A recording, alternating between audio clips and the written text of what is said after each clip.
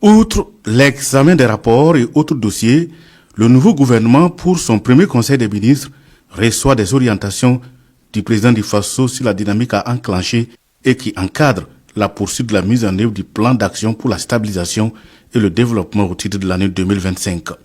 Ces orientations reposent sur 3 points essentiels avec en ligne de mire l'accélération de la mise en œuvre de la politique gouvernementale. Le chef de l'État a donné des instructions afin que la mise en œuvre des différentes politiques et des différentes actions connaissent une accélération significative au cours de cette année 2025 afin d'apporter des réponses pertinentes aux attentes légitimes des populations, de nos concitoyens des villes et des campagnes, des populations déplacées internes et surtout accompagner la réinstallation des populations parce que c'est un processus qui se poursuit également et qui devrait s'intensifier grâce à l'esprit de sacrifice et surtout à l'engagement historique de nos forces combattantes.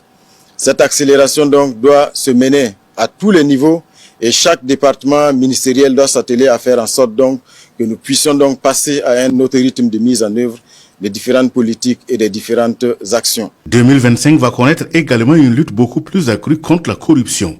Les mauvaises pratiques dans l'administration publique sont également dans le viseur. Les orientations sont précises. La dernière actualité, notamment ce procès qui tient le public burkinabé en haleine, est assez révélateur des insuffisances de notre administration et surtout de la nécessité de resserrer les mailles dans la lutte contre la corruption et les mauvaises pratiques dans l'administration afin de s'assurer véritablement d'assainir cette administration, afin qu'elle soit en phase avec la dynamique actuelle, la vision actuelle et surtout le souci que l'administration puisse être au service des Burkinabés, non donc au service d'individus qui en profitent, qui profitent des failles pour pouvoir donc détourner des ressources. Enfin, le président du Faso, le capitaine Ibrahim Traoré, engage l'équipe gouvernementale à une rationalisation des ressources publiques selon le chef du gouvernement. Pour 2025, il faut que pour notre gouvernement et surtout pour la nouvelle équipe gouvernementale, qu'on mette fin à un certain nombre d'activités qui ont un caractère routinier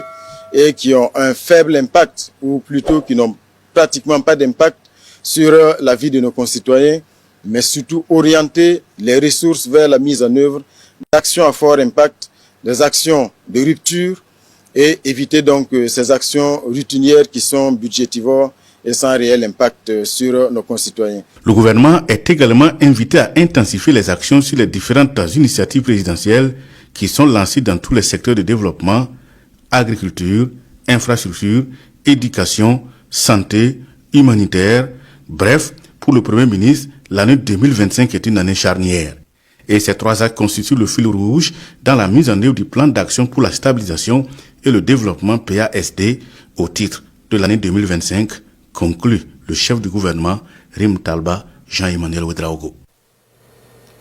L'assistance du Premier ministre à son tout premier conseil des ministres du gouvernement Rintalba Ouedraogo marque un moment crucial pour le Burkina Faso, un pays qui traverse des défis politiques, économiques et sécuritaires majeurs. Ce conseil est un événement stratégique où le président Ibrahim Traoré a donné des orientations claires visant à insuffler une nouvelle dynamique dans la gestion des affaires publiques. Les thématiques abordées, la reconquête de l'intégrité territoriale, la lutte contre la corruption, la rationalisation des dépenses publiques et l'accélération de la mise en œuvre des politiques publiques soulignent l'urgence de réformes structurelles et l'ambition de répondre aux attentes croissantes des citoyens. Cette analyse propose une exploration approfondie de ces axes, en examinant leur pertinence, leurs implications et leurs limites dans le contexte socio-politique actuel du Burkina Faso. La sécurité reste le problème le plus pressant pour le Burkina Faso, un pays en proie à une insécurité chronique depuis près d'une décennie. La priorité donnée à la reconquête de l'intégrité territoriale est donc logique, car aucune politique de développement ne saurait prospérer sans un territoire sécurisé. Le Burkina Faso fait face à des groupes armés non étatiques, notamment affiliés à Al-Qaïda et à l'État islamique, qui contrôlent de vastes portions du territoire national. Le président Ibrahim Traoré et son gouvernement ont mis l'accent sur l'engagement historique des forces combattantes burkinabais. Cette rhétorique vise à mobiliser les forces armées et les volontaires pour la défense de la patrie, VDP, dans une lutte sans relâche contre les groupes armés. Cependant, cet engagement doit être accompagné de moyens matériels et logistiques conséquents. Or, le Burkina Faso dépend fortement de l'aide internationale pour financer ses opérations militaires, ce qui limite sa marge de manœuvre. En outre, la réinstallation des populations déplacées internes est un enjeu humanitaire crucial. Ces populations, qui ont fui les violences, nécessitent un soutien multifacette, sécurité, accès à l'éducation, soins de santé, infrastructures et opportunités économiques. La réinstallation doit se faire dans un cadre sécurisé, mais aussi durable, pour éviter des déplacements répétés. Cela nécessite une coordination intersectorielle et une gestion efficiente des ressources, des aspects qui sont souvent déficients dans l'administration publique burkinabé. Bien que les ambitions de reconquête territoriale soient louables, leur faisabilité reste discutable à court terme. Les groupes armés, bien que fragmentés, disposent d'une capacité de résilience impressionnante et profitent des failles de gouvernance pour étendre leur influence. La stratégie actuelle semble privilégier une approche militaire. Pourtant, de nombreux experts soulignent la nécessité d'une approche holistique, incluant des dialogues locaux, une justice transitionnelle et des initiatives de développement pour adresser les causes profondes du conflit. La corruption est l'un des principaux fléaux qui minent les institutions burkinabées. Les déclarations du président Ibrahim Traoré montrent une prise de conscience claire de la gravité du problème, notamment en ce qui concerne les mauvaises pratiques administratives. Les procès en cours, évoqués dans le discours, illustrent l'engagement apparent du gouvernement à poursuivre les auteurs de détournements et d'abus. Toutefois, ces efforts doivent dépasser le cadre symbolique pour atteindre une efficacité réelle. La corruption au Burkina Faso ne se limite pas à des actes individuels, elle est systémique et profondément enracinée. Elle affecte presque tous les secteurs, de l'administration publique au marché public, en passant par le secteur de la santé et de l'éducation.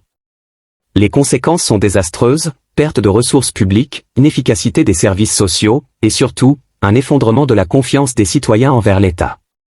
Pour être efficace, la lutte contre la corruption nécessite des réformes structurelles. Cela inclut le renforcement des institutions de contrôle, comme la Cour des comptes, l'Autorité supérieure de contrôle d'État et de lutte contre la corruption, ASCELC, et la mise en place d'un système judiciaire indépendant et impartial. Par ailleurs, il est essentiel d'encourager la participation citoyenne, notamment par le biais des médias et des organisations de la société civile, pour garantir une surveillance accrue des actions du gouvernement. Malgré les discours ambitieux, la lutte contre la corruption au Burkina Faso se heurte à des obstacles majeurs. Le manque de volonté politique est souvent cité comme une barrière, notamment lorsque les acteurs incriminés sont proches des cercles de pouvoir. De plus, les sanctions contre les responsables de corruption restent souvent faibles, voire inexistantes, ce qui alimente un sentiment d'impunité. Enfin, la culture de la redevabilité n'est pas encore solidement ancrée, tant au sein de l'administration publique que dans la société en général. On vous flatte. L'impérialisme n'a pas d'amis. Emmanuel Macron est un ami. Pardon, moi j'ai pas d'amis. Camarade. Non, j'ai pas d'amis.